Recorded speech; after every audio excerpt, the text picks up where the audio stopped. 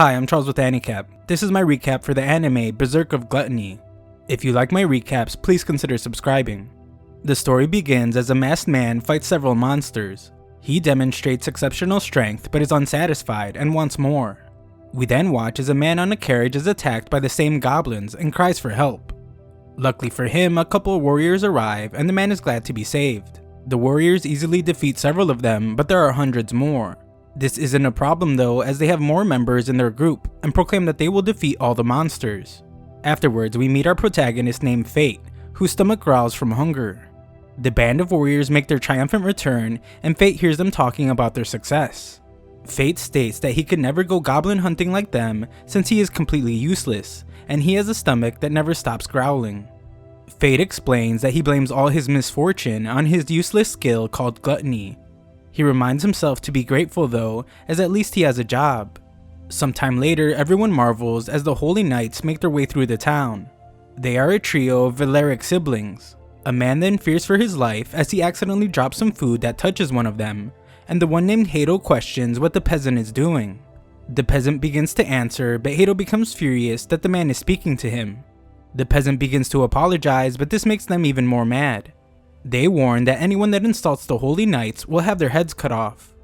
They decide to leave, but tell the man that he is lucky to still be alive. Everyone is upset to watch this happen, but no one is brave enough to do anything about it. At the castle, Fate is glad that the day is almost over and exclaims that it's almost time to go home. The knights make their way to the castle where they ask Fate if he thinks he has done a good job filling in for them. Fate thinks he has, so Raphael gives him his pay. As if throwing it on the ground wasn't bad enough, they make him pick it up in front of them too.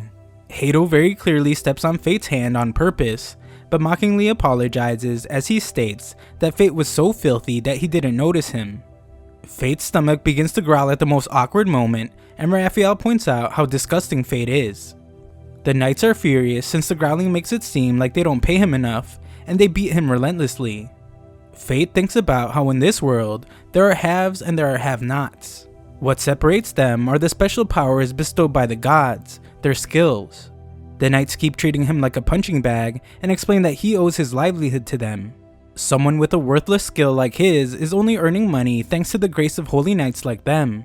They tell him that he should be grateful, and when he slacks off, it reflects poorly on them. They demand that he get on his feet, but only to knock him back down. They believe he needs to be taught a lesson and explain that defiant dogs need strict discipline.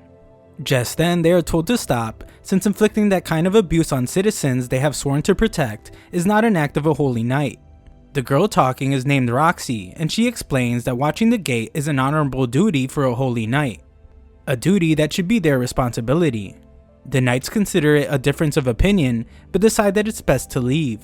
Roxy helps the beaten down loser, but he notices Raphael giving him the dirtiest look. Roxy cleans him up and tells him that helping him is no problem since they are the same when it comes to watching gates. Furthermore, this is how a holy knight like herself should conduct themselves. She takes over guarding the gate and tells Fate to tell her if anything like this happens again. Instead of accepting the gesture like a normal person, Fate just tells her that he is used to it and leaves. Afterward, we see why he said that as he thinks about how Raphael is, and there's no telling what he might do. It turns out that Fate isn't a complete loser, as he is just trying to protect Roxy and doesn't want to risk getting her involved. The bartender explains to Fate that if he keeps letting the knights treat him that way, he's going to end up like the last guy. There's only one outcome for that, and it's a nasty one. On his way home, Fate curses how his stomach is still growling, even though he just ate an entire meal. He condemns his gluttony skill and wishes he could have been born with something worthwhile. He is not asking to be a holy knight, and he would take being a warrior or even a merchant or a craftsman. However, there's no changing how things are. He states that when you have nothing, you're just trapped as a loser. Just then, Fate notices some thieves attacking someone, and the wimp's first thought is to get Roxy. He tells her what's going on, and she leaves the useless loser to take over her spot as a guard. He seems to just be okay with this and just stands by while he hears her beat up the thieves. Just then, one of the thieves begins to run towards Fate, and his cowardly instincts immediately tell him to run away. However, Fate stops himself and thinks about how Roxy trusted him with guarding the gate, and if he runs, it'll cause trouble for her. Fate then fights against every cowardly bone in his body to prepare to battle. He notices that the thief is already injured and only now becomes confident that he can stop him. Fate lets out a scream, giving his best impression of a brave warrior, and makes a hole right in the thief's chest. Just then, a voice states that his gluttony skill has been activated, and his stats will now increase. Fate can't understand what's happening, and the voice states that the skills Identify and Telepathy have been added. Fate has never been more confused in his life, just as Roxy returns from the fight. Of course, she is concerned for his life since he is so weak, but Fate notices something strange. He heard words coming from her, but her lips didn't move, and it was almost like he could hear her inner voice. He explains that he is okay, and it happens again. She states that she has to report everything, but Fate is shocked to see that he can't hear it anymore. He tells her that she can take credit for his kill, since he is sure it would cause problems for him if Raphael found out. Roxy wanted to give him credit, but as a show of gratitude, she settles on offering him a job working for her family. He initially tries to decline, but she doesn't listen, and asks him if he intends to serve the Valerics until it kills him. Fate begins to consider it and thinks about the two paths. On one side is a future where he is treated like trash all the time, and on the other side, he can work for Roxy. Fate is concerned that if he leaves, then the person that replaces him will just get treated like trash instead. However, Roxy tells him to stop thinking so much and just ignore that very good point he made. Fate listens to her advice and agrees to work for her family. That night, Fate sits on his sorry excuse for a bed in his bedroom that looks like a prison and shockingly realizes that all his stats are now in the triple digits. His new skills are also a mystery, but he realizes that he must have been using telepathy. He has no clue what is happening to his body, but grows confident as he might now be able to beat monsters with his new stats. The next day, Fate searches for a sword, but the merchant is disappointed to see that he is poor. The merchant shoos him away as Fate thinks about how it's been 5 years since he came to the royal capital, and 2 silver coins are everything he has been able to save up by working. All hope isn't lost, however, as the merchant tells him that he can still afford the trash weapons he keeps in a barrel. The merchant turns his back, giving Fate the perfect opportunity to take whatever he wants, but Fate decides to just look in the barrel instead. While doing so, he uses his new Identify skill to read the stats of all the barrel weapons. They all have 0 for both durability and strength, but one sword captures his eye. It's filthy and has been treated like trash, so Fate can't help but notice how he has those qualities as well. Just then, Fate is shocked as he hears the words "Hey you" come from the sword. The sword, named Greed, states that it will make it worth his while and tells Fate to just hurry up and buy him.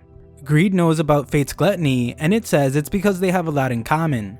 Fate leaves his only 2 coins and happily takes his new talking sword. Elsewhere, the Valerics talk about how Roxy is apparently trying to hire Fate for the Hart household without even asking them. The girl named Memo wants to teach her what happens when someone defies the Valeric family, but Raphael points out that nobodies like Fate can easily be replaced. Besides that, the Harts and the Valerics are part of the 5 great families that support the kingdom, and there's no point in complicating that now. Raphael heads to the military district, prompting Memo to ask what he plans to study this time. He shocks her though, as he plans to study how to become immortal. Sometime later, Fate walks with his talking sword, and it warns him that something is approaching. A goblin appears from nowhere, but Fate is now able to destroy it. Doing so activates his gluttony skill again, and his stats are increased even more. This time, the skill's strength boost has been added. Greed then has a good laugh as Fate is in great trouble when hundreds of goblins appear. However, Fate seems like a completely new person as he slices through several of the goblins. After every single elimination, his gluttony skill is activated, and he just keeps going. The words "gluttony skill activated" are repeated hundreds of times as Fate finishes off all the goblins, and he is shocked to see that his stats have increased to a crazy amount. Greed points out that Fate must be full now, and Fate notices that his stomach hasn't growled even once that day, which has never happened before. Fate is completely confused though, since he was under the impression that people were born with the only skills they would ever have. Greed points out that this is true, but Fate's gluttony skill makes him different. Normally, stats increase from battles, and based on one's experience, their level goes up. However, the gluttony skill steals stats and other skills, at the cost of not benefiting from experience. Fate begins to understand and realizes that that must be why he is still level 1. Greed then surprises Fate as he explains that he knows this because they are the same. Just then, they notice the band of warriors approaching, and Greed tells Fate that his gluttony skill isn't the kind of thing he wants other people finding out about. It's one of the skills that defy divine law. Fate determines that he must do his fighting alone, but Greed reminds him that he has him now, and Fate will never be alone again. Fate is glad that Greed has accepted him as his master, but Greed tells him to calm down with all the master talk. Just before they leave, Greed reminds him to take the goblin ears so Fate can get paid. Afterward, Fate collects his reward and thinks about all the food he wants to get, but Greed reminds him that his maintenance comes first. Greed wants to be treated like the gem he is, but Fate thinks he is seeing himself too highly. The sword explains though that they don't call him Greed for nothing. Just then they run into a man, and a little girl that's with him asks for help. Fate uses Identify to see this man's threat level in case he just wants to ignore the whole thing, but finds that he has a skill that allows him to hide his stats from the Identify skill. This means there's no telling what this guy is capable of. Greed wonders what he will do, and Fate shows that he is a completely different person now, as he states that they can't just ignore the girl's cry for help. They follow him, and the scummy guy tells the girl that she will serve as a slave to the Holy Knights.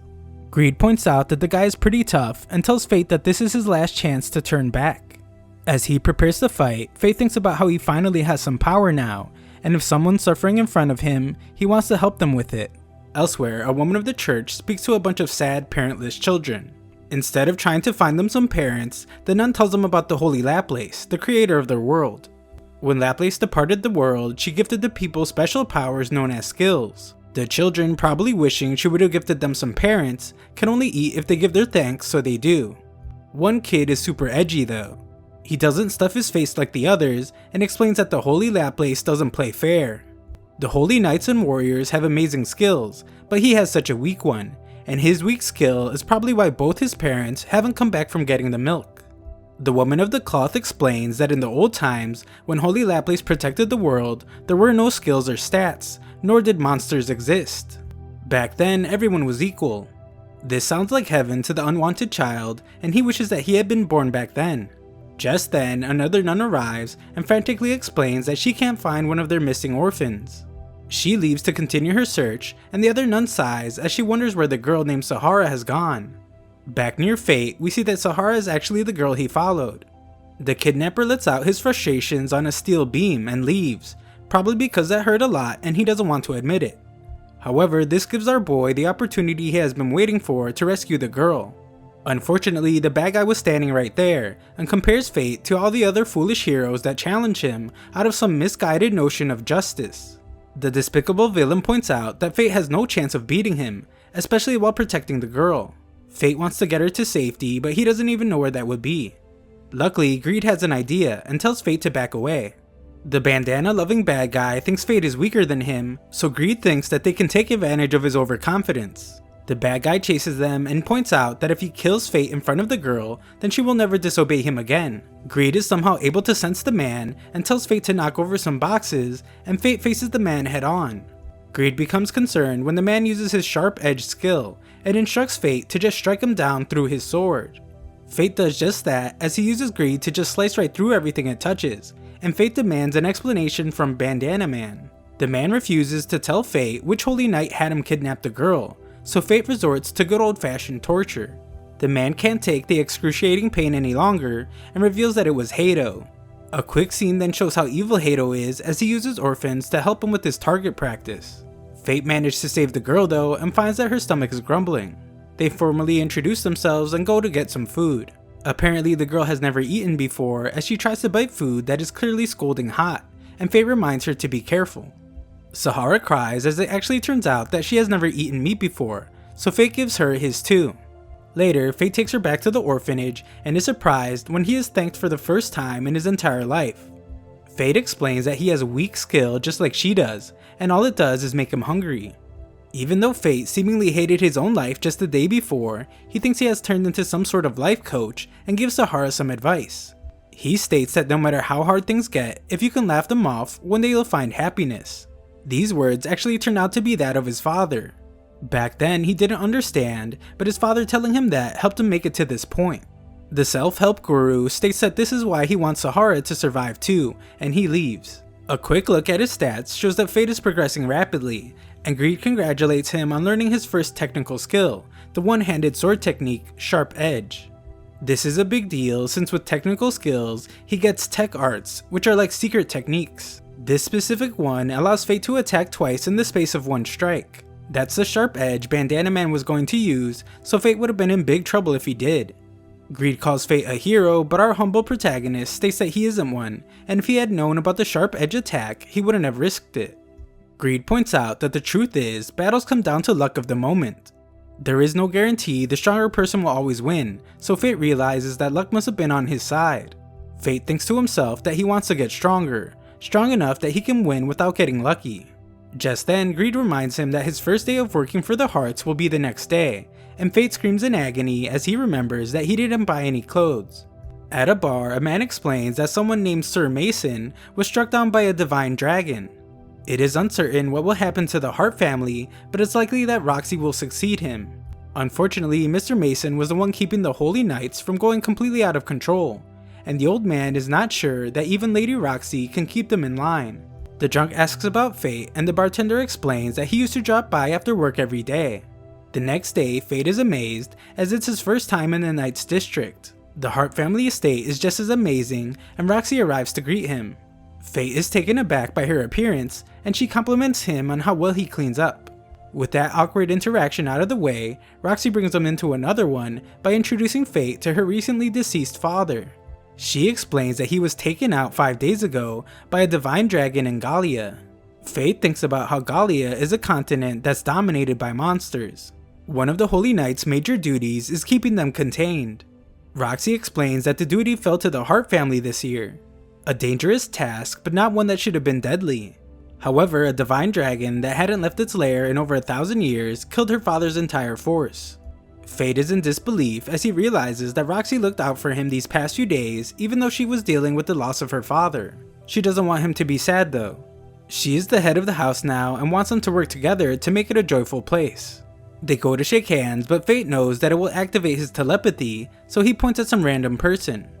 Haru is the chief maid, and she asks Fate to make sure he conducts himself in a manner befitting a servant of the Hart family. Fate agrees but seems to completely forget that as he shovels food into his mouth like he's preparing for a hibernation he didn't tell anyone about. A week later, Fate works so hard that the other servants tell him to get some rest. They reveal that he thought he was a bit strange since they always see him talking to his sword and he was shaking when he ate meat. Fate's stomach growls very loudly in front of them and they can't believe it since they all just ate. Fate is called to meet with Roxy, but his stomach continues to growl and not even Fate understands what's going on. Roxy tries to have a conversation with him, but Fate can only think about how he's strangely just getting hungrier and hungrier. He fears he won't be able to hold back any longer, but Roxy snaps him out of it. The two relate over their dead fathers since Fate's father died in a monster hunt as well. Roxy calls Fate family, but he wants to be something more. Before he can tell her though, she denies his request, and even more surprisingly, Fate begins to faint. Later, Fate wakes up in his room with a note from Roxy telling him to take the day off. Fate asks Greed what's going on with him since his hunger has never been this bad, and he can't hold himself together anymore. Greed reveals that once the Gluttony skill gets a taste of souls, there's no stopping it. The more Fate devours, the stronger he will get, and the more he devours, the more he will want. Fate is destined to seek out souls to consume until the day he dies. Fate wonders what will happen if he doesn't, and is horrified to hear that he will starve to death, or lose control and start attacking anyone in his path. Fate can't believe that as it makes him sound like some kind of monster. Greed gives him a tip though. He tells Fate that when his hunger approaches its limit, it will show in his eyes. Greed reiterates Fate's life has completely changed and there's no turning back now. Fate heads outside and walks past a group of people. Our hungry hero is shocked to realize that they smell delicious for some reason, and Greed explains that it's because his hunger boost has kicked in. It's what his red eyes indicate and is a temporary power that enables effective use of the Gluttony skill. During this time, Fate will have better night vision, be able to track prey by scent, and weaker prey will be terrified and paralyzed. This makes sense as they go outside the kingdom and find several goblins terrified. Our once innocent and frail hero is a completely different person now, as he helps himself to a massacre. With that group finished, they head to the Hobgoblin Forest. Fate continues the massacre but seems to become upset as he wonders how much more he needs before he is free from his hunger. Hours pass and Greed points out that it's over. Fate hopes to never feel like that again, so Greed tells him that he will have to hunt monsters every now and then and feed souls to Gluttony. Just then, Fate is shocked to see that a Goblin King has appeared. It doesn't have much of an edge on him stat-wise, but it does have a health regeneration skill. It heals wounds, and with it, Fate would be able to keep fighting even if he got injured. Our boy definitely wants some of that good Deadpool power and goes after the Goblin King.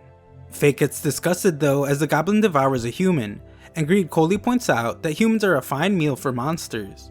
Fate manages to get the drop on the giant troll, but freezes for a moment when he sees the human body. The fight continues, but Greed becomes frustrated that Fate is only dodging. Fate is concerned about getting attacked, but Greed tells him to trust him, and so he does. They manage to land the final blow, and Fate is glad to see that his stats have gone up even more. The skill Health Regeneration has also been added, but Fate is exhausted now.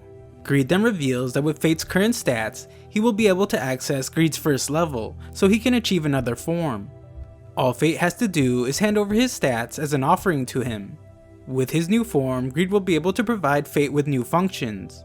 This sounds pretty awesome, so Fate would like to give it a try, but is shocked when Greed reveals that he will have to give him all the stats he has gained since they met. Fate is of course hesitant, but Greed points out that his name is Greed after all. Fate is still hesitant, so Greed reveals that if he doesn't unlock it, he will lose the right to wield him. Greed points out that Fate can get stronger on his own, or he can make him strong too, so they can work together. Fate determines that he doesn't have much of a choice, and Greed is the only partner for him. Greed tells him that he won't regret it and begins the process. It's a grand sight, and Fate can feel the power leaving him. With the process complete, Greed reveals that his new form is a magic bow.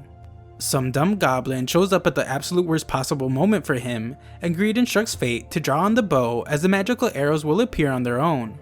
It's an amazing bow as Fate can aim wherever and his arrow will always land. Afterwards, Fate takes some goblin ears and leaves them on the doorsteps of the church, which I'm sure they will love to find first thing in the morning.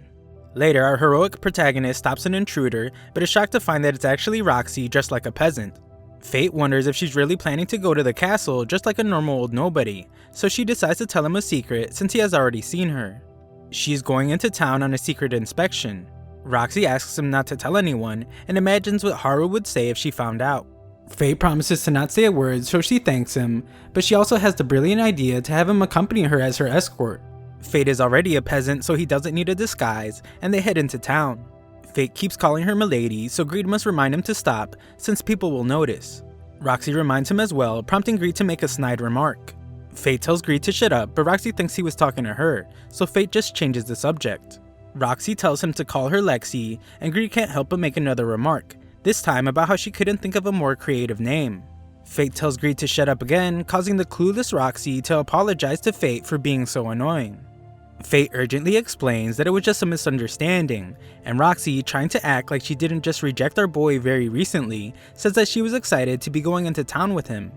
The sarcastic sword makes yet another remark, causing Fate to threaten him, but Roxy stops him as she doesn't want anyone being so rough with their weapon. She realizes that she has never had a good look at his sword, and Fate hesitates to show her. This is really bad since someone with a worthless skill like his wouldn't normally have a sword, and she might think it's weird. Not to mention how monstrous his Gluttony skill is. He remembers Greed's words explaining how once it gets a taste of souls there's no stopping it, and how if he doesn't feed it he will lose control and start attacking anyone in his path. Fate determines that he can't let her learn about his Gluttony skill, but Butterfingers drops his sword and Roxy takes a closer look. She doesn't seem to learn anything from it, but tells Fate that it does need some maintenance. Roxy then flexes super hard as she offers to take him to the Hart family's personal blacksmith later. Fate tells Greed to be happy since he will be getting all fixed up, but Greed is completely silent. Fate wonders what is wrong, but is shocked when his own sword tells him to shut up as he is basking in the moment. Greed says he is still in heaven after smelling Roxy's scent, so Fate decides that he might just have to throw Greed around after all. They finally make it to the very busy town. Roxy finds some grapes and the merchant explains that they were picked from the Hart family's vineyard. Even though it's her vineyard that she can just eat from directly, she decides to try one. Fate is amazed by the taste, prompting the cocky Roxy to brag about how those grapes are grown at home. The merchant hears this, and just seconds into their mission, it seems like she has already blown their cover. However, Greed gives Fate an idea, and our hero saves the day by explaining that Lexi has a relative that works there. Roxy is impressed by his quick thinking, but Greed tells Fate that he owes him one. Just then, the crowd gets all flustered as some holy knights are approaching. The crowd is surprised to see a holy knight in the market, and think about how these types of things have started to happen only after Sir Mason died. At the worst possible moment, Fate's stomach begins to growl, causing the holy knight to become furious. Fate doesn't want to cause a commotion, so he decides to just apologize. His apology isn't enough for the Holy Knight though. This Holy Knight has some serious issues as he wants to embarrass Fate for some reason. He tries to step on Fate, but Roxy stops him. The Holy Knight turns his attention to the peasant girl, but begins to recognize her. The crowd thinks the same as they wonder if she is Lady Roxy. Greed comes up with a brilliant idea to have Fate pretend they are a couple. He explains that if Fate gets really clingy, no one will think it's Lady Roxy. Our boy is shocked to hear such a bold idea, but Roxy hears him repeat it, and thinks it's genius. She grabs our hero and they pretend to bicker about him not eating the breakfast she made him. The incredibly awkward interaction seems to get the job done, as everyone is cringing too hard to say anything, allowing the two to get away. Just then, Fate realizes that he can hear Roxy's thoughts, and she thinks about how she has never locked arms with a boy before. She thinks about how fast her heart is racing, causing our boy to panic. Roxy decides that they need to keep moving, and Fate begins to think that escorting Lady Roxy might be a bit too tough for him. Moments later, Roxy feeds into a stereotype as she explains that she is a girl, so of course she would be interested in an absurdly gigantic gem. There are also some ores there which may or may not have gems in them. Fate uses Identify to cheat and see if there's a gem in one, but Greed tells him to be careful since merchants hate people that can use Identify. Apparently, Roxy couldn't care less about those stupid ores as she's just looking at more gems. Fate is amazed since at this moment, Roxy just seems like a normal girl, not a holy knight. The merchant offers them a discount so Fate can buy something for his girl, but he just gets embarrassed and Roxy decides that she has no use for gems anyway. Roxy moves on quickly to ask if Fate knows any active warriors, since she has some questions for them. Luckily for them, they overhear some guys talking about all the dead goblins that were recently found. Rumor is that it's a wandering monster that did it. The problem with that though is that it doesn't explain how the orphanage in the slums had Goblin King ears donated to it. Unfortunately for Roxy, they don't have any more information, so she asks Fate to take her where warriors gather. Fate realizes that this is actually what her inspection is about, and she reveals that she's investigating the wandering monster said to have appeared around the capital lately. Fate is at a loss for words since he is actually this wandering monster, and Greed makes another smart aleck remark about how interesting of a twist this is. Fate heads to the bar he used to go to, where the bartender doesn't even recognize him at first. The bartender is surprised to see that Fate is still alive, but even more stunned to see that he has a girlfriend now. Fate worries that Roxy might be getting offended by people calling her his girlfriend, and Greed points out that she might even have Fate executed for it. I guess Roxy was flustered too as she absolutely destroys a cup, but the bartender says it's okay since it happens all the time. Greed tells Fate that she was probably feeling self-conscious around him, and this causes Fate to obliterate his cup too. Greed says that it's good since it's a sign that he's getting stronger, and the bartender says that that cup was on its last legs anyway. The carefree bartender then spills the beans as he has heard about a warrior who made a killing off of goblin corpses. This warrior went out hunting and found a mountain of goblin corpses with their ears still intact. Roxy points out that if a warrior did all that work, they wouldn't just leave a bunch of valuable corpses around, and determines that it must have been a monster that has migrated from another region. That'll be bad for business though, since a lot of business travel is done through those goblin plains. If there's some mysterious creature on the prowl, people won't want to travel there. Fate gets depressed knowing that he is to blame, but gets distracted when his old friend arrives to be startled by Fate's ghost. The old man reveals a popular theory that the roaming monster is a lich. This is very troublesome, which is why the Holy Knights will be taking direct action to deal with it. Greed is worried to hear that the Holy Knights are getting involved since he just drained all of Fate's stats, and Fate would get destroyed by them. The old man wants to know why the girl is so curious, but she isn't clever enough to think of a good answer. Fate can't help either since he is too busy thinking about how horrible things would be if Roxy joins the hunt and sees him doing his gluttony thing. Just then, some traveling warriors arrive demanding drinks and demanding that Roxy join them for some fun. Our boy springs into action, but Roxy shows she can handle her business easily. The warriors determine that only a holy knight could have that much power, and Roxy finally doesn't deny it. The bartender knew all along, but the stupid warriors are amazed to realize that it's Roxy of the Heart family, one of the 5 families supporting the king. They apologize profusely, even going as far as to give her all their money.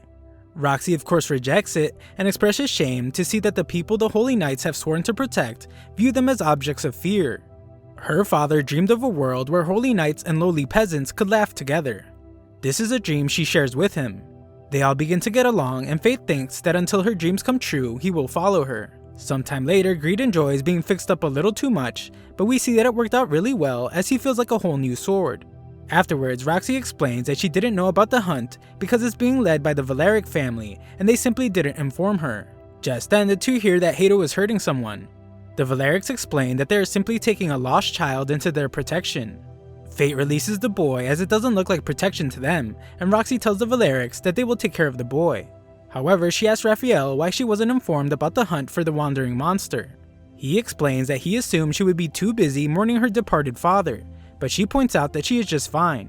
The Valerics decide to just leave, but Hato the jerk tells Fate that he should stick to acting like the trash he is. Fate doesn't back down though, so Raphael must tell Hato to drop it. The two take the boy to find his mother, and Fate remembers when he once got lost as a kid. It was after his father died and he moved to the capital. He looks back and wonders what happened to the holy knight who looked after him back then. Just when it seems like they won't be able to find the boy's mother, she appears out of nowhere. Fate is glad but is amazed to see just how happy Roxy is to have helped the boy. The simp stares for a bit too long though and suggests that they head back home. Roxy reminds him that if they get in trouble, they will do it together, and he agrees. When they return, Fate hopes that days like this one could last forever, but he knows that just isn't possible. He asks Greed for a way to hunt monsters without Roxy finding out, and Greed can only think of one thing. He suggests a perception warping magic item. He then leads Fate to a shop to buy a mask that will make them look different to whoever sees them. Later, Fate gives Roxy one of the ores she was clearly not interested in. He thanks her for giving him a job that has allowed him to find friends that he now considers family. Fate apologizes for not being able to get her the gem she was looking at, but Roxy explains that she's actually really happy with what he got her.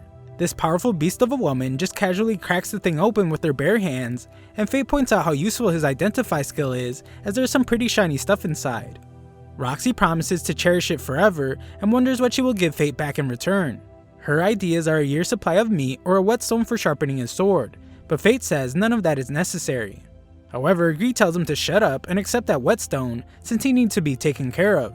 It seems like another happy ending, however we see that the menacing looking Raphael has gathered other knights to discuss their excursion to Gallia.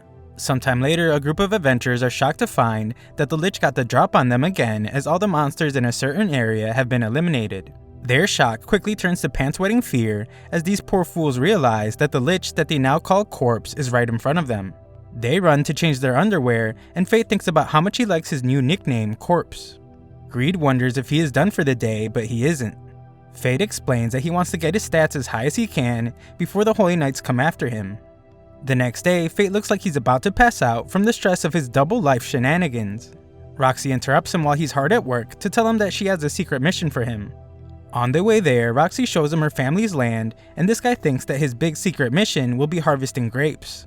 She explains that she just wanted to show him their vineyard since he liked the grapes that one time.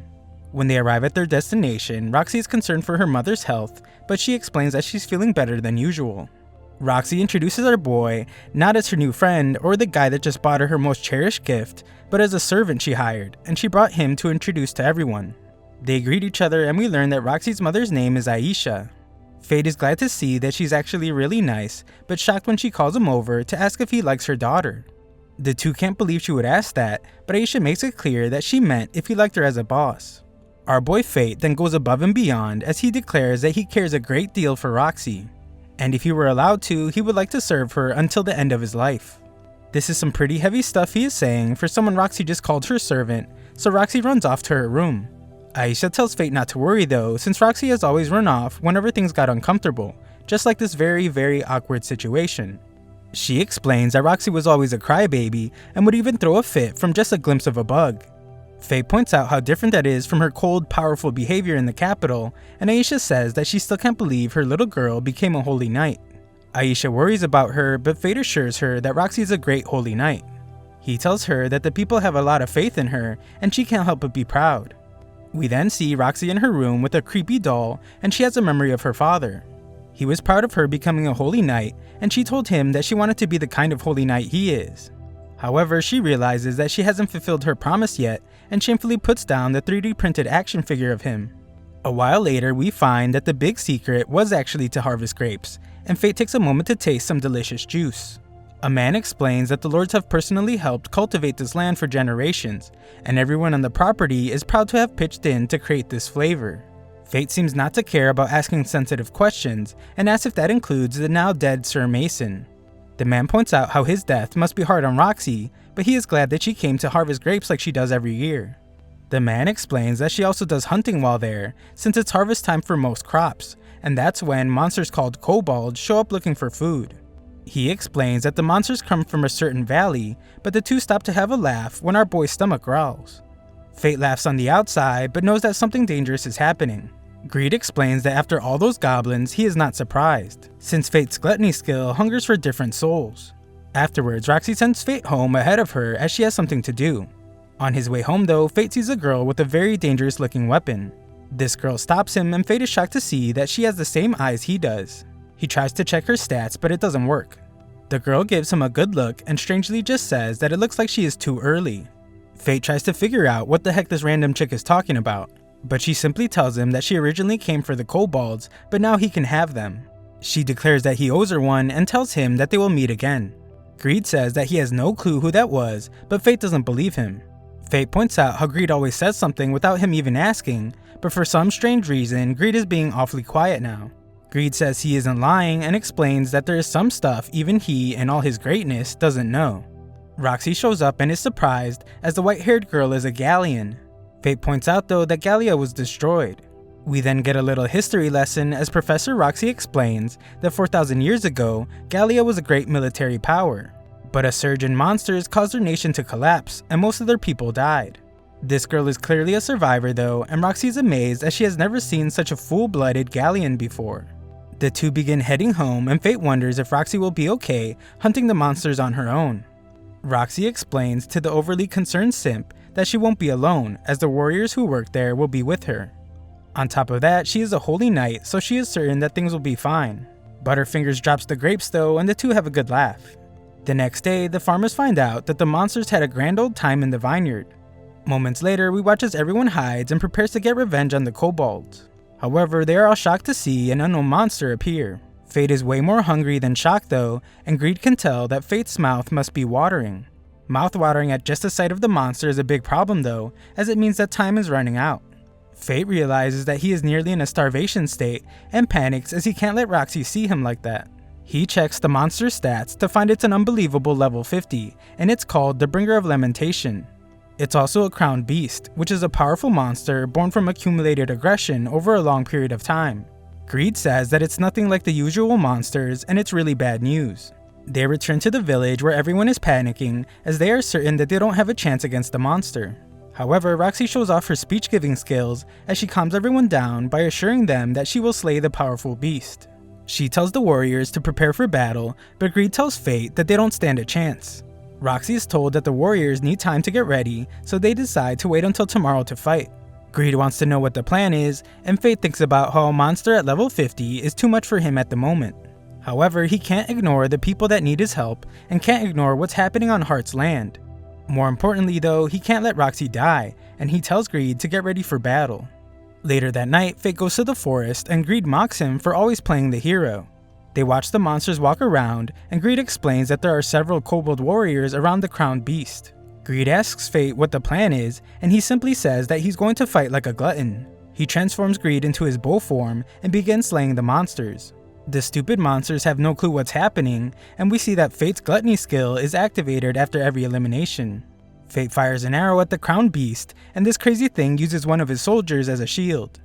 Fate switches back to his sword and uses it to close the gap by slaying several monsters. His gluttony skill has been activated numerous times, and he sees that his stats have gone way up. It isn't enough to satisfy him though, so he switches back to his bow and fires an arrow. He confidently states that this will end the fight, but he's wrong and the crowned beast grabs his arrow. Greed determines that Fate will just have to fight it up close, but they are shocked when the crowned beast prepares a move called Ruinous Strike. Greed explains that it can penetrate armor to shatter bone and pulverize organs. They pull back as they have to dodge a different attack, but still end up getting hit by the shockwave. The attack sends Fate into a river where Greed desperately calls for him to wake up. A kobold soldier moves in for a final attack, but its arms get sliced off, and we find that Fate was just pretending to be out cold. Fate fights another kobold but easily defeats it, once again activating his gluttony skill. Greed explains that Fate should be able to use his first level hidden art now. It will cost Fate 10% of his current stats, but it will allow him to put a quick end to the fight. Fate agrees to it, and Greed's bow transformation gets a huge upgrade. Fate fires the powerful shot, and the crown beast tries to counter it, but it's no hope and he is defeated. Fate thinks that the shot might have been a bit overkill, and his gluttony skill is activated once again. However, Fate is in agonizing pain. He can't understand why, and Greed explains that he overloaded from devouring a soul of higher quality for the first time. Greed desperately tells him to hold it in, since if he doesn't, it'll be even worse than his starvation state. Fate does his best to fight it, but the pain is unbearable. The next day, warriors arrive to find the aftermath of the massacre, and wonder if it was done by magic arrows. Roxy is there as well, and she wonders who could have done the massive damage. The next day, we see that Fate is fine, as Roxy tells her mother about what they saw. Roxy remembers that she saw that Gallia girl the other day, and thinks that she might have been the one that eliminated the monsters. Fate sighs in relief as he is glad that he isn't a suspect. Roxy's ready to return to the capital, and her mother thinks about how happy Roxy looks when she's talking to Fate. Later, Aisha asks Fate to stay by her daughter's side to support her, but we already know that Fate is a simp and he was going to do that anyway. She explains that she doesn't need him to become a holy knight or anything, because what's most valuable about him is his desire to help Roxy. She then kind of insults Fate as she compares herself to him. She says that she never had any skill to speak of, but was still able to support her husband. She doesn't have much time left, which is why she wants Fate to support Roxy in her place, and she tells him to take his time to think about it, so he does. On the way home, he thinks about if he's worthy of something like that, since he's hiding such a big secret from the world. That night, Fate is shocked to see that his eye is still red, and he feels an uncontrollable hunger, even though he just slaughtered a bunch of goblins. Greed explains that goblins won't satisfy his monstrous hunger anymore, but Fate points out that there are no stronger monsters around. Time is running out for him to find something that will satiate his growing hunger, so Greed tells him that he needs to decide what comes next. Sometime later, Fate sits at the bar hiding his red eye, and he decides that he's not worthy to stand at Roxy's side. The gossiping old man walks in, talking about how Hato is going to join the hunt, and Fate is shocked to hear this. It's clear that Hato is hated, as the old man wishes that they would send him to Gallia instead to become monster food. The bartender says people like Hato usually stick to where it's safest, and some other poor soul is going to end up on the Gallia expedition. This shocks Fate as well, as he can't believe they're already planning another expedition so soon after Mr. Mason's death. The others are upset about it too, and the old man just hopes that the worst case scenario doesn't come true. Unfortunately, it does come true, as we see that the Holy Knights have gathered and they select Hato's replacement for the Gallia expedition. Afterwards, at the capital, Roxy shockingly tells her father that she has been assigned to the expedition to Gallia. However, Fate arrives and pleads for her not to go. If she goes now, she might never come back. It's too late though, Roxy has decided to go and there's nothing he can do about it. Fate can only watch her leave and thinks about what else the old man said. He said that the Hart family is a nuisance for the Valerics and other Holy Knights. Rumor has it that they were the ones that arranged for the expedition to Gallia. We then see that the Valerics are celebrating, as they will soon be rid of the nuisance. The two other siblings leave the rest to Hato, as the two of them are off to a place called Tenburn. Hato wants Raphael to tell him about his big secret involving immortality. However, Raphael just tells him that he is counting on Hato to deal with the Lich. That night, Fate thinks about how he can't overturn official orders and he can't stop Roxy. However, he won't let the Holy Knights treat people like trash and cause more suffering. We then shockingly see that Fate has decided how he wants to satisfy his hunger, as he was waiting for Hato. Hato is glad to finally meet Corpse, and Fate turns to him with his glowing red eye. Hato has his very eager men attack first, but Fate is so much more powerful than they are now that they don't even look like they're moving to him. Fate then absolutely destroys these bums, as Hato can only watch in shock. Fate turns to the leftovers with murderous intent, and the rest of Hato's group run for their lives. Hato is clearly terrified, but still talks a big game, as he says that he won't let Corpse make a fool of him. He calls Corpse a monster and vows not to let him get away with what he has done. Fate then shockingly removes his mask to reveal his real identity, and Hato's stunned as he wonders how trash like him could be this powerful. Fate has no reason to explain a single thing, and Hato does his best to keep from wetting himself. Hato composes himself a bit to remind Fate that he is the second son of the Valeric family, the great holy knight Hato Valeric. Unfortunately for him, Fate isn't the guy he used to bully, and Fate tells Hato to show him his holy knight powers that he is so proud of. Fate checks his stats and explains that Hato has the Holy Sword technique, the special skill needed in order to become a holy knight.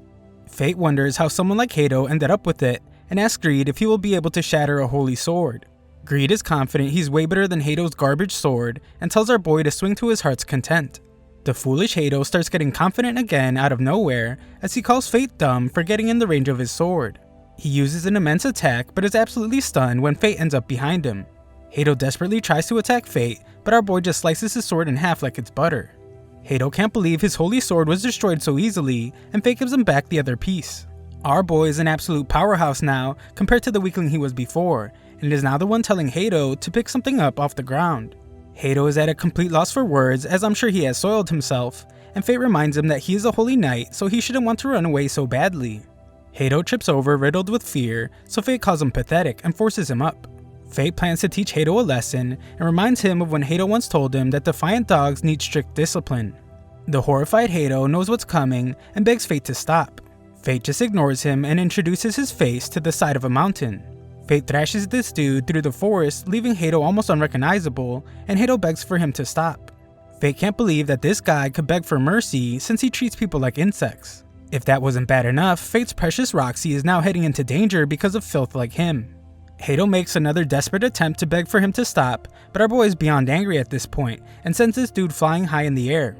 Fate exchanges his stats again so Greed can transform into the Big Bow and releases a devastating attack. It's never been more obvious how insanely powerful Fate is, as his attack has left this great holy knight without any limbs. Hato wonders why Fate would possibly leave him alive and now begs for him to just end his life. Fate has questions first, and Hato already knows he wants to know about Roxy. He reveals that Roxy actually volunteered to go on the expedition to Gallia. She said that if her life could save even a single citizen of the kingdom, then it would be worth it. I guess Hato thought it over and decided that life without limbs wouldn't be so bad because he now begs Fate to spare his life. He promises to get Roxy's Gallia expedition cancelled and tells Fate not to do something stupid. Fate prepares to end his life, and Hato picks the absolute worst thing to say as he tells Fate that getting revenge for Roxy's sake would be a big mistake. Fate tells him to shut up and declares that he is doing this for himself. He plunges his blade straight through Hato's chest and says that it is his revenge. With Hato now dead, Fate's Gluttony skill activates, and he receives the skill Holy Sword Technique. Greed points out that this technically makes Fate a holy knight now, but Fate knows that the capital would never accept that, and angrily states that he would want to be one anyway.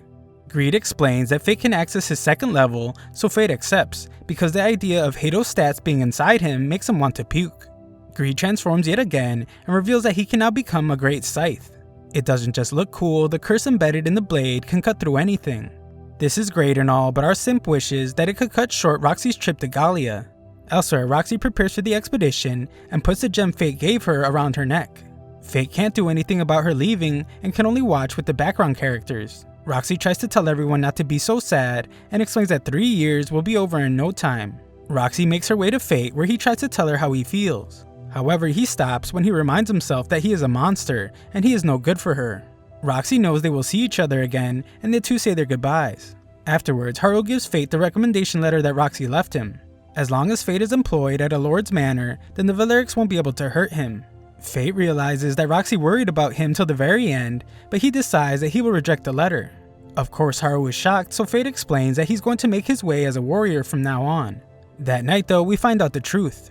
Fate tells Greed that if he can't stop Lady Roxy from going to Gallia, then he will at the very least support her. Fate begins his journey to Gallia, and we see that a girl is watching him as she says that things are shaping up nicely. Sometime later, Roxy gives a speech to all the troops joining the expedition. She states that they will all need to do their best to destroy the divine dragon that has awoken after a millennium of silence. After that, Roxy is glad to see that a girl named Miria and a guy named Mugen will be joining as well. Miria points out how this guy is just another reckless oddball looking for a chance to test their strength against the dragon. This muscled up dude can't deny that, and Roxy calms him down. Mugen explains that he actually volunteered because of Roxy's father, and he just wants to avenge him. Roxy wonders if his family is against him going to Gallia, but he explains that his daughter named Rain couldn't care less, and just wanted him to bring back some Gallian relics. The two begin bickering again, and Roxy has a good laugh as they're all becoming friends. Elsewhere, we find that Mugen's daughter Rain is a researcher, and she's in a lab filled with goblin body parts. She is told that certain ones come from the attacks by the Lich called Corpse, and it is pointed out that the arrow wounds aren't normal at all. She discovers that they are the magic arrows of the Black Sword, one of the weapons of mortal sin. The weapons of mortal sin are made of a material that can manipulate magic power at a high level. Not much else is known about these weapons, but Rain is certain that if they can control magic power, then they would expand the possibility spectrum for skills. The wielder would be extremely dangerous, but she would very much like to see one of these weapons. Fate arrives at Tetra, the hub for shipping headed towards the royal capital, a city of merchants where the best goods in the south are gathered. Greed is surprised to hear that Fate has been there before. Fate just says that he simply passed through, but a memory shows him getting hit by stones. Fate is then told that the carriage won't be leaving for Gallia till the next day, and as he leaves, Greed makes another one of his smart aleck comments about Roxy. Fate tells him to shut up and has to apologize to the carriage guy when he thinks he was talking to him. Fate decides to go eat some meat, and we see that some guy is asking a group of warriors for their help. The money he is offering for their help isn't enough, so these jerks bully the poor guy. Fate arrives to easily wipe the floor with these guys, and shockingly greets his old friend Set. A look into the past shows that Fate used to live there, and his constant stomach growling would always get him beat up. We also see that Fate was very close to his father, who was a warrior. However, Fate's father would eventually die. The other villagers pointed out that Fate's father named Dean had the spear technique skill, so the village chief kept him around. However, Fate's skill was useless, so no one was willing to take care of him. These cold-hearted bastards decided that it would be best to just run him out of the village while calling him worthless garbage. Little did they know that treating a kid like garbage just moments after his father died would be the perfect villain origin story. Luckily for Set, Fate isn't a villain, as Fate is now the person he must ask to help his village. Fate is clearly not moved by this guy's tears and explains that Set is the son of the village chief who exiled him. Greed urges Fate to help, but only because his gluttony skill needs to be fed, and the monsters attacking the guy's village would be perfect. Fate agrees to help and thinks about how even though he still resents the people, he still has memories of his father there. They arrive at the village, but the village chief is disappointed to see that his son has brought back the useless weakling he exiled. Set tries to vouch for Fate's strength after seeing him easily defeat the warriors, but the chief doesn't want to hear it, and decides that they will just have to find warriors the next day. The chief's lackeys point out that screams have been heard from a nearby forest. The monsters are getting close and they don't have much time left, so the chief decides that they will just use Fate as a sacrifice to buy them some time. Fate has clearly had enough of this fool's insults, but Set begs him to calm down. At Set's house, Fate learns that Set's wife was ended by the monsters. Set regrets growing up thinking that his father was always right, and explains that he only started to get his act together when his daughter was born. Set then explains that the monsters first showed up about a month ago. The witnesses say that there's more than one, and they can apparently fly. They're nothing like the monsters the village has had to deal with before, so that is why they decided to hire some warriors. Just then, Fate's stomach growls loudly, and Set goes to get him some food. Fate asks Greed if he has any idea what they're dealing with, and he assumes that they are most likely gargoyles. They are sort of clever, so they start by doing probing attacks to see how humans react, and when the time is right, the entire pack attacks in a swarm. Set's daughter introduces herself and gives Fate a piece of candy to settle his stomach. They decide to play for a bit, and this kid shows that she might be the final boss, as she easily beats our boy in arm wrestling. Fate then begins to eat the food Set brought him, but is shocked when he suddenly feels tired and faints. Set is surprised as well, and the little girl explains that she just gave him some candy that her grandpa gave her. This silly little kid has no clue what she just did, and Set begins to realize that his father was really serious about sacrificing Fate. Greed uses all this information to deduce that that candy was poisoned, and Set tries to wake Fate up. There is no time for that though, as he hears screams nearby, and discovers that the monsters have made it to the village. The monsters waste no time, and instantly start terrorizing the village as Greed tries to wake Fate up. He instantly gives up though when he realizes that it's useless because Fate was all drugged up. The village is quickly being torn to pieces, and we see Set's father running through the streets. He is calling out for Fate, but only so they can use him as a sacrifice, and he ends up meeting his own fate as he is eaten by a monster. Luckily, Set manages to make an antidote and wakes Fate up. Fate has no clue where he even is, but Set fills him in and apologizes for his stupid father's actions. Fate heads outside where he sees the nightmarish scene with monsters causing chaos everywhere.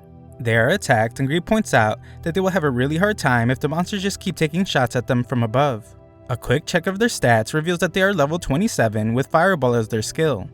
Greed is certain that they don't have a chance the way things are now, so he tells Fate to transform him into the Scythe. Fate does just that and instantly uses it on a Fireball. He is surprised when he thinks that the Scythe didn't work, but Greed explains that it did cut the magic, but the fire that it causes is a whole separate issue. The monsters seem to realize this as Greed explains that they are going to cover the area in fire instead of just attacking Fate directly. Fate refuses to be taken lightly though, and uses an incredible attack that slices through every single dragon with one slice. His Gluttony skill is activated and he earns the Fireball skill. Unfortunately, the fight isn't over yet as the leader of the monsters remains.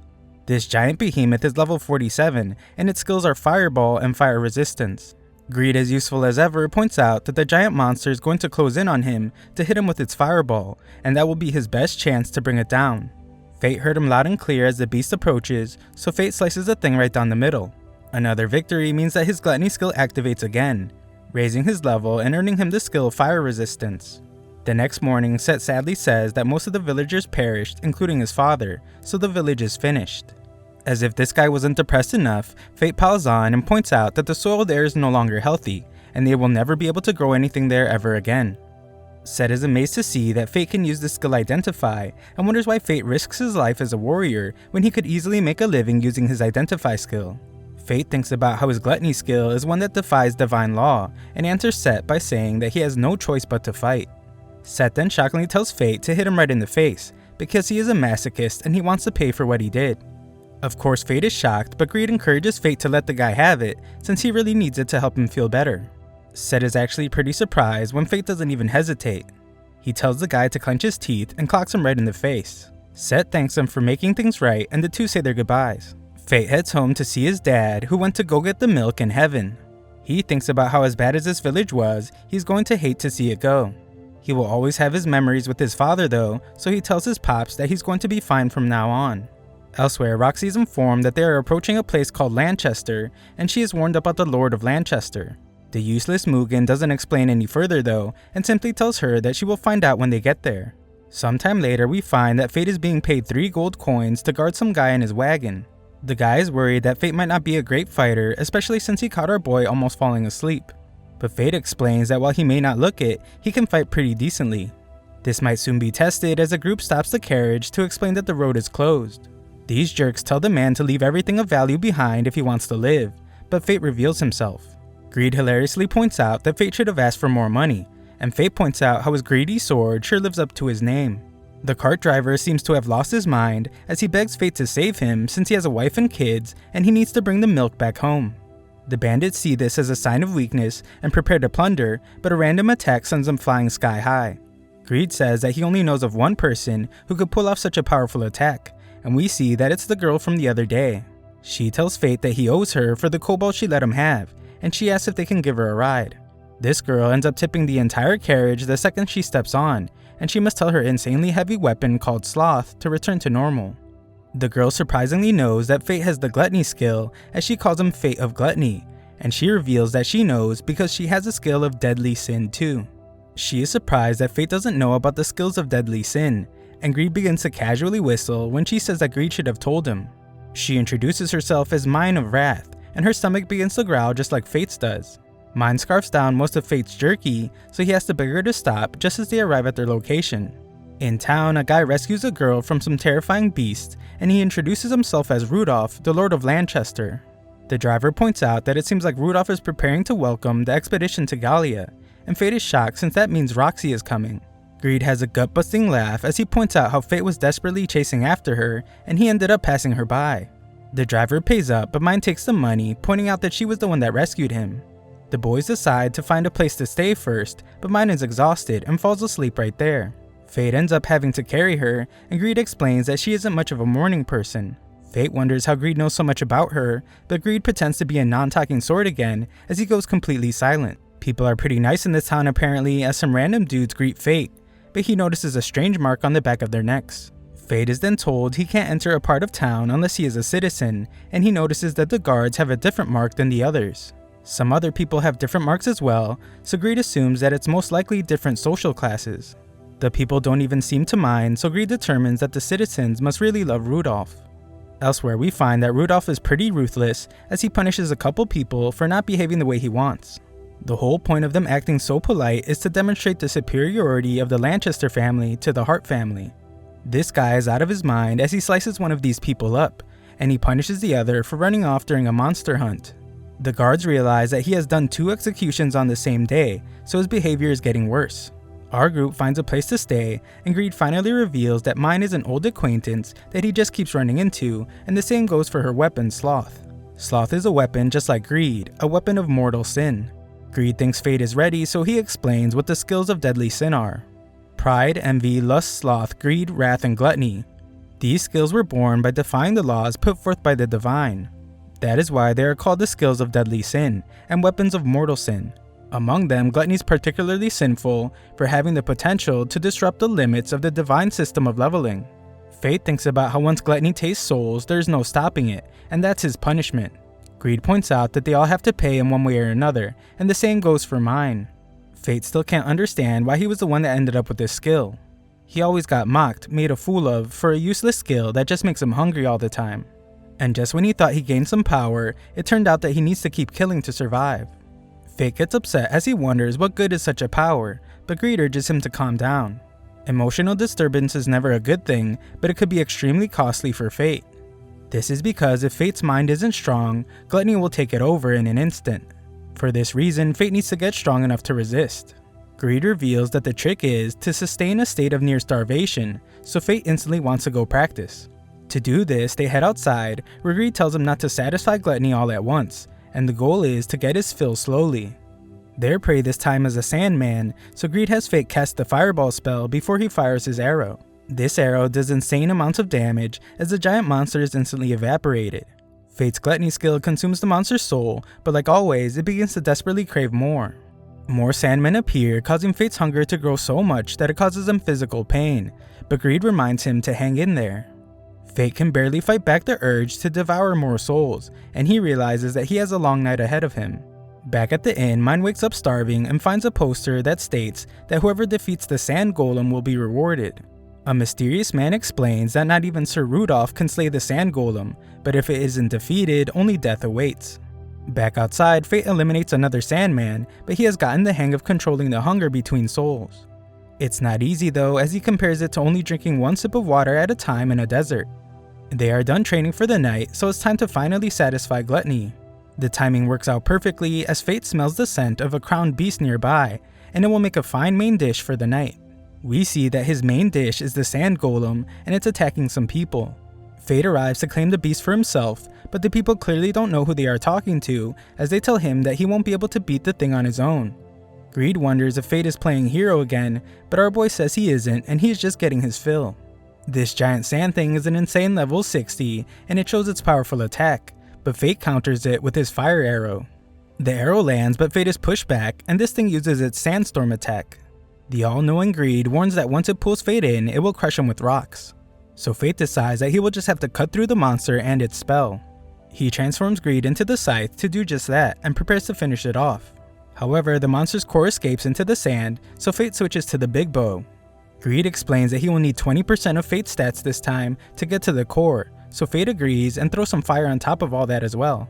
This new attack is so powerful that it not only destroys the core, but it erupts from the surface, and Fate's Gluttony skill steals the sandstorm attack. The people he rescued are amazed by the performance, as they have never seen anyone with such power, but point out that Fate is a bit shady looking. They introduce themselves, and Fate just goes with his given nickname to introduce himself as Corpse. The group is surprised to see that Fate hardly has any equipment, so he asks Greed if he should get some. Greed points out that Fate doesn't need it at all. He has the ability to steal enemy skills and increase his own stats. Normal people can't do that, so they are the ones that need equipment. The next morning, Mime prepares to hunt the sand golem and becomes furious when Fate reveals that he already took it down. Fate goes to collect the reward, but Mime thinks he is lame for wearing a mask. Fate explains that he defeated the beast as Corpse, so he had to collect the reward as Corpse too. Just then, Sir Rudolph arrives to greet the man who defeated the sand golem. He says that Corpse will be serving him from now on, and he has no right to refuse. Fate is a bit confused, but the guy says that he has no choice, since when a holy knight makes a decision, others must simply obey. Mine isn't having any of it though, and explains that Corpse was hers first. Rudolph disrespects this girl and tells her to go home to her mommy, but Mine teaches him a lesson by sending him out a brand new exit in the building. Fate instantly realizes that this will be a huge problem for them, and decides that they need to get out of town while they have a chance. Sometime later, Fate wonders if Mine is really the one with the Gluttony skill, as she stuffs her face with more food. She points out that Rage uses a lot of calories, and Fate wonders where all the food even goes. Mine gets pretty angry hearing this, causing her weapon to become so heavy that their carriage is destroyed. Fixing the thing is going to cost Fate a pretty penny, and he is surprised to see that Mine just does whatever she feels like, as she's already moving on. They enter a seemingly peaceful little town, but Greed points out that they are pretty close to Gallia now, so monsters pose a huge threat. It's clear that someone very powerful must be protecting this village, and they can see a castle in the distance. They find the village chief and notice that he has a holy sword. He must be a holy knight, so he's probably the powerful guy defending the village. Before the chief allows them to stay there, he wants to fight Fate first. There is something different about this guy, as he is immediately able to tell that Fate is using his identify skill on him. This guy somehow knows that Fate is level 1 but has stats over 2 million. Fate wants to know when the guy used identify on him, but this guy isn't interested in chit-chatting and just wants to fight. Fate is not one to back down, so the two go at it. The fight doesn't last long though, and the chief ends up winning. Fate assumes that his loss means that they can't stay there, but the chief senses that there is a purpose for them being there. The chief will allow them to stay, but only on the surprising condition that Fate will train under him. The chief says that there is something special about Fate, but our boy thinks that something sketchy is going on. This guy points out that Fate doesn't know how to counter the identify skill, and he predicts that Fate isn't making the best of his other skills either. He assumes that it's because Fate's body hasn't become accustomed to all his new power. While Fate's current approach might work well against monsters, it definitely won't work against other powerful humans. Greed is getting more and more skeptical, especially since the chief isn't asking for anything in return, but Fate points out that it's not every day that someone gets the opportunity to learn directly from a holy knight. Fate agrees to the condition, and the chief introduces himself as Aaron. Mine arrives, and Aaron can immediately tell that she is a very capable warrior. Training starts with hand-to-hand combat, since Aaron believes it's the best way to learn to control stats. Aaron knows that this is something Fate struggles with, since it's very common among warriors who suddenly become much stronger. They begin, and Aaron gives Fate several tips along the way, fixing his posture and telling him that the more he flexes, the weaker and slower his movement will be. More importantly though, Fate will be able to generate more power from a relaxed state. Relaxing will also allow him to pursue unconscious power. Things are going pretty well, but Fate feels immense pain again as Gluttony is acting up. Aaron sees that Fate's eye has changed color, but he is forced back, and he notices that Fate is suddenly moving much better. They continue fighting, and Greed points out that Fate is able to move pretty well despite being nearly starved now. Their training ends for the day, but Fate can smell a monster, and he wonders if it's in the castle. Just then, Aaron screams, but we see that it's only because Mine had a solo eating party. Aaron goes to get more food, and Fate does something mischievous to Mine as Greed warns him not to do it. Later that night, Aaron walks back home and stops for a moment to sadly stare at the castle. At his house, Fate finds a painting of Aaron's family, and Greed points out how his son kind of looks like Fate. Greed realizes something and thinks he knows why Aaron is the chief of a village out in the middle of nowhere. Mine wakes up and is furious when she finds that her face has been vandalized. Sometime later, Aaron has Fate attempt to parry his attack just using a stick. Fate thinks that the stick will just break, but Aaron points out that he has trained him personally, so he should be fine. Fate does well to keep from being sliced in half, and thinks about how he must predict the angle of his opponent's sword to help slide his stick along the blade. Aaron is very pleased with Fate and tells him that he is now able to control his immense stats. Mine wants to give our boy a reward, but it's actually just revenge, as she gives him a goatee. That night, Fate explains their plans to leave the next day, and thanks Aaron. He wants Mine to thank him too, but this chick is too busy stuffing her face again. Aaron says it's not a problem, so they should just enjoy the food to their heart's content. Unfortunately, the bottomless food pit that is Mine explains that it all tastes the same to her. Her sense of taste is gone, and Greed explains that it's the price she pays for her wrath skill. She reveals that she has a goal to achieve, and Aaron seems to have one too, as he once again stares at the castle. This is when he shockingly reveals that 15 years ago, that castle was his. One day he had to leave the castle, but it came under attack, and his son desperately tried to defend it for his father. Unfortunately, his family and people all fell to a crowned beast that had grown incredibly powerful from accumulated aggression. Ever since then, the castle has belonged to a Genesis of Death, a Lich Lord. Aaron says that his family is in its clutches, but he stops when something is wrong with Fate. Fate steps outside, but Aaron comes with as he knows that Fate is planning to go to the castle. Aaron decides to go as well, as this is a great chance for him to put his past to rest. Mine has decided to watch the village, probably so she can eat everything, and the little entrepreneur requests 50 gold for her trouble. Moments later, Fate takes out one of the guards at the castle. Aaron is amazed by Fate's magic arrow, since it's a technique so difficult to manage that they even stopped studying it in the capital. Fate is pretty humble about it, but Greed wants all the credit for it being so great. They make their way past several skeleton guards to get inside the castle, and they take the sound of music as an invitation. On the second floor, Eren is shocked to see that his son is the one playing the piano. Eren is absolutely stunned and refuses to believe any of it when he sees his wife there as well. Their names are Luke and Diana, and they both have been waiting for him to bring back the milk. Eren thought they were dead, but they have no clue what he is talking about and just ask if he accomplished his mission. Eren did, so they want to hear all about it. Greed points out to Fate that they're definitely not alive. Eren prepares to give his son a souvenir he got him, but Fate is shocked when his son stabs him. Eren is no fool though and saw it coming. He points out how strong his son has gotten, and Luke says that it's because he had to protect the castle in his father's absence. Luke is furious as he states that Eren always abandoned them for work. He always chose his loyalty to the capital over them, so Luke can't believe that his father has only showed up after all this time just to end their lives. Fate plans to use his scythe to cut through the illusion, but Greed reveals that it will also mean slaying all of them. Souls that are devoured by Gluttony can never pass on. It's like being confined to an endless hell with no hope of salvation. Luke attacks again, but Fate determines that he can't do that to them. Eren says that he wants to handle them himself anyway, so Fate rushes off to find the Lich. Outside the room, Fate can smell the Lich in a crowd. He spots it and uses a magic arrow to force it out. This thing is insanely powerful as Fate sees that all of its stats are above 1,000,000. Fate uses what he learned in training to fight the Lich and manages to destroy its weapon. The Lich still has its ability to control corpses though, and they all beg Fate to save them. Fate refuses to attack them, causing him to be in a real bad spot. Luckily though, Eren arrives and cuts the tendons in their limbs to immobilize them. Eren sees his wife's corpse in the crowd and thinks back to a time when his poor family begged him not to go on a dangerous mission. He blames himself for not returning sooner and decides that he must take responsibility for it now by ending their suffering. He uses his Grand Cross skill to shine a powerful light at them, but it's not enough. Greed tells Fate not to make it a habit when he grabs a holy sword, and Fate helps Eren with his Grand Cross attack. Their combined power lights up the entire room and wipes the evil Lich off the face of the earth.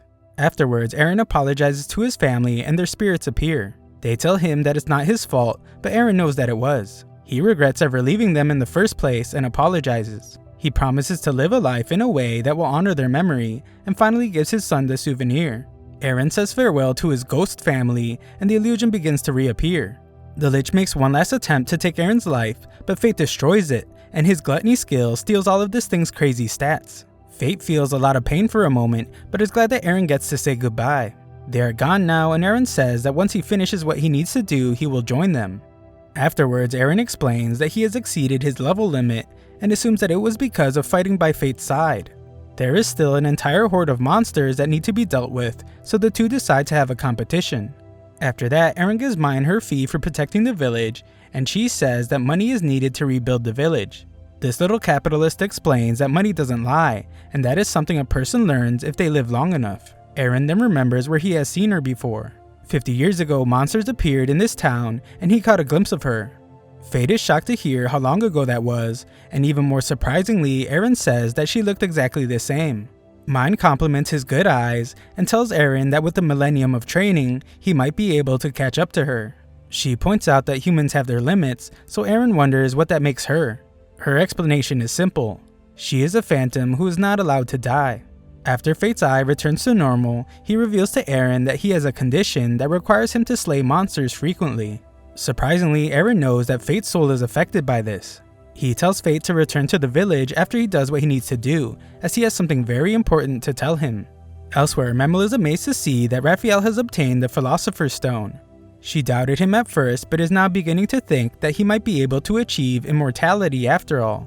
When a servant enters the room, Raphael asks about Hato, mentioning how they haven't seen him since they got back.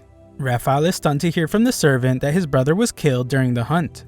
The servant adds that the one known as Corpse isn't a monster, but actually a skilled fighter. Overwhelmed by a surge of rage, Raphael becomes fixated on discovering who Corpse really is. Thanks for watching my recap. Subscribe and ring the notification bell for future parts.